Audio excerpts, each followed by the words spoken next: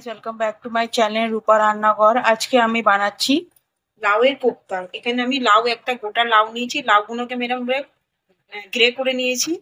এখানে নিয়েছি আমি 1 চামচ কাশ্মীরি লঙ্কা, এখানে 1 চামচ নিয়েছি গুঁড়ো হলুদ, এখানে 1 চামচ নিয়েছি আমি জিরের গুঁড়ো, আর এখানে 1 চামচ নিয়েছি আমি ধনের গুঁড়ো, এখানে হাফ চামচ নিয়েছি আমি গোলমরিচ, এখানে হাফ চামচ নিয়েছি আমি হিং, এখানে আছে রাঁধুনি হাফ চামচ, এখানে আছে হাফ চামচ গরম মশলা, এখানে আছে আদা আর কাঁচা লঙ্কা বাটা, এখানে আমি 1 কাপ নিয়েছি বেসন, এখানে 1 কাপ নিয়েছি আমি ছাতু, এখানে আছে ধনেপাতা, এখানে 4টে কাঁচা লঙ্কা, এখানে আছে 2টো পেঁয়াজ, এখানে একটা টমেটো। এখানে আমি লাউয়ের এগুলো জলগুলো সব নিগড়ে বার করে নেবো।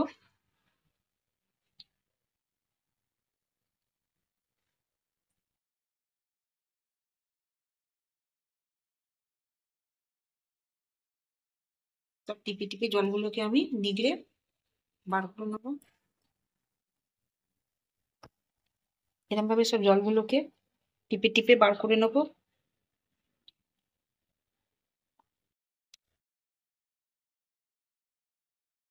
আমি সব জলগুলো বার করে নিয়েছি।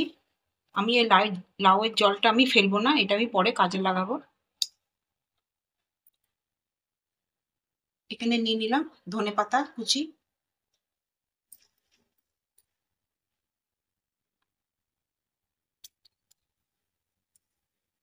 এখানে আমি হাফ চামচ আদা আর কাঁচা লঙ্কা নিয়ে নিলাম,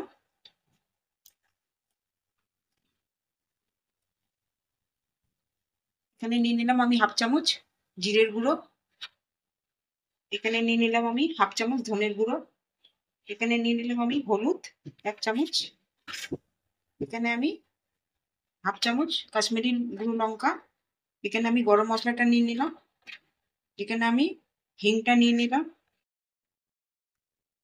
এখানে আমি গোলমরিচটা দিয়ে দিলাম,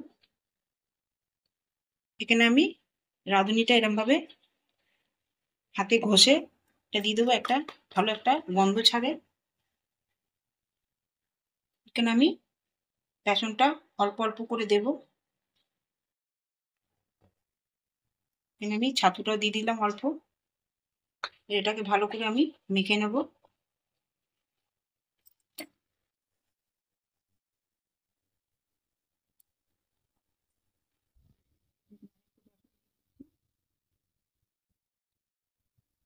বেসনটা আমি রাখলাম এখানে, পরে আমার ওটা কাজে লাগবে।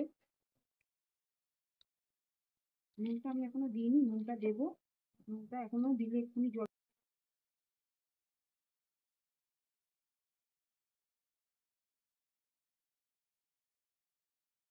এখানে আমি একটা কাঁচা লঙ্কাও দিয়ে দিলাম, এটাকে ভালো করে মেখে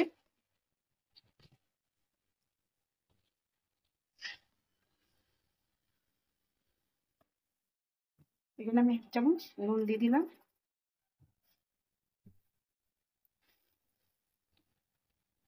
নুনটা দিলে আগে দিয়ে জল ছেড়ে দিতে হলো, ওই জন্য নুনটা দিইনি, এখন নুনটা আমি দিয়ে দিলাম। এবার এটাকে একটা করে আমি ভালো করে মেখে, একদম ভালো করে মেখে নেবেন, মেখে এগুলোকে এক একটা করে আমি বল করে নেব। এরম ভাবে এক একটা করে আমি বল রেডি করে নেব। দেখুন এইভাবে আমি গোল করে সব কটাকে বানিয়ে নিয়েছি। আমি আগে থেকে কড়াতে তেল দিয়ে বসিয়ে দিয়েছিলাম গরম হওয়ার জন্য, আমার তেলটা গরম হয়ে গেছে। এখানে আমি গ্যাসটা মিডিয়াম করে নিয়েছি, এবার আস্তে আস্তে এগুলোকে আমি ভেজে নেব।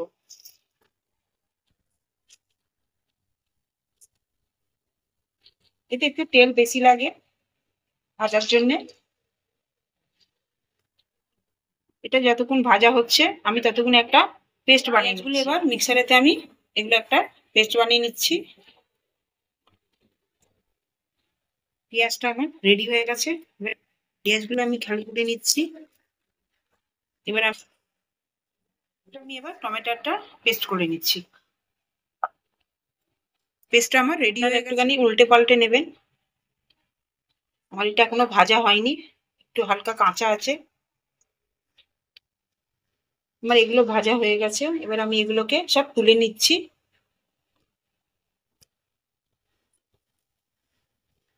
দেখুন এগুলো আমার সব ভাজা হয়ে গেছে। এতে 2 চামচ তেল দিয়ে দিলাম,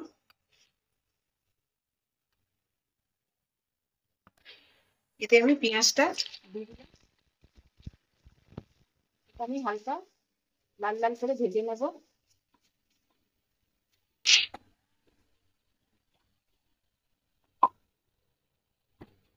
যতক্ষণ এটা ভাজা হচ্ছে আপনারা আমার চ্যানেলে গিয়ে সাবস্ক্রাইব করুন আর ভিডিও লাইক করুন। এখানে আমি আদা রসুনের পেস্ট, আদা আর কাঁচা লঙ্কার পেস্টটা দিয়ে দিলাম। এটাকে আমি ভালো করে একটু ভেজে নেব।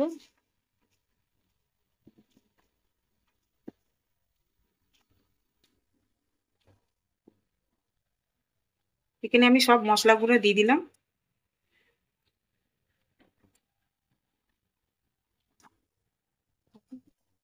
এখানে আমি লাউয়ের জলটাও দিয়ে দিচ্ছি এতে। এটাকে ভালো করে এবার মশলাটাকে আমি কষে নেব।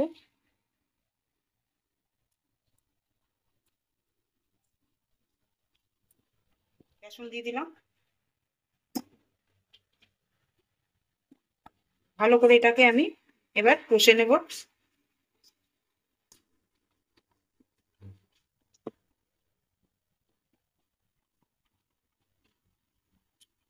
যতক্ষণ এটা দিয়ে তেল বেরোচ্ছে না ততক্ষণ এই মশলাটাকে আমি কষিয়ে যাব। মশলাটা আমার কষা হয়ে গেছে। এবার এখানে আমি টমেটো একটা পেস্টটা দিয়ে দিলাম। এটাও ভালো করে আমি কষে নেব যতক্ষণ এটা দিয়ে তেল ছাড়ছে না। এবার এখানে আমি 2 মিনিটের জন্য ঢাকা দিয়ে দেবো। আমি 2 মিনিটের জন্য এটা ঢাকা দিয়ে দিচ্ছি।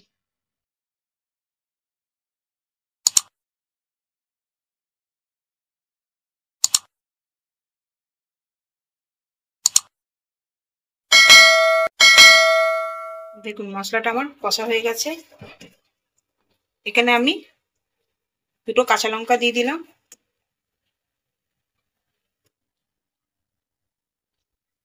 এখানে আমি 1 কাপ গরম জল দিয়ে দিলাম।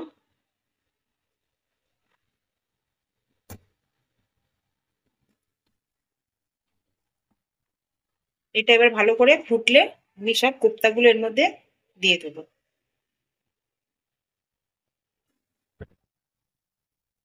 এটা ফুটে এসছে। এবার এগুলোকে আমি এক একটা করে সব দিয়ে দিলাম। আমি নুনটা দিইনি কিন্তু নুনটা এবার এর মধ্যে অ্যাড করে নেবো। এখানে আমি 1/2 চামচ নুন দিয়ে দিলাম।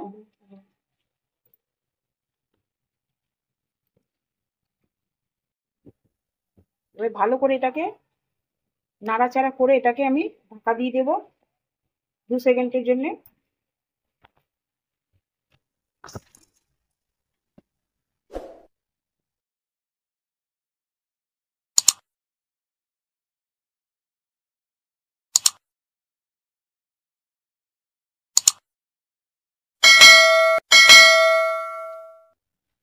দেখুন আমার রেডি হয়ে গেছে লাউয়ের কোপ্তা। আমার লাউ কোপ্তা আপনারাও বাড়িতে এই রেসিপিটা ট্রাই করে দেখবেন। আমার ভিডিওটা যদি আপনাদের ভালো লাগে লাইক করবেন, শেয়ার করবেন, সাবস্ক্রাইব করবেন। নেক্সট ভিডিওতে আবার দেখা হবে।